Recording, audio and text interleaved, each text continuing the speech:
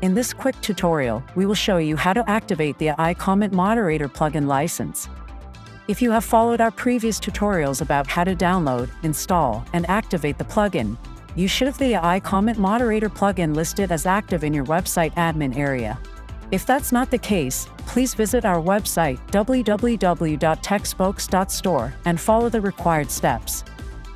After the plugin has been activated on your website, navigate to the plugin screen in your website admin area and click Settings under the plugin name.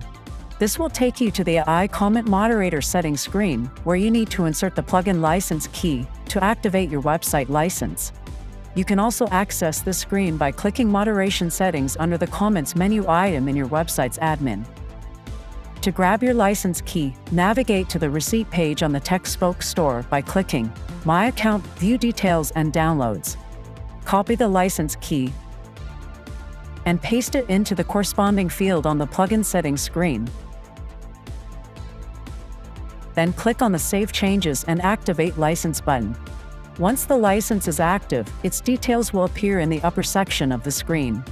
Activating the license unlocks the plugin's features. The rest of the plugin settings will appear below, allowing you to customize the configuration.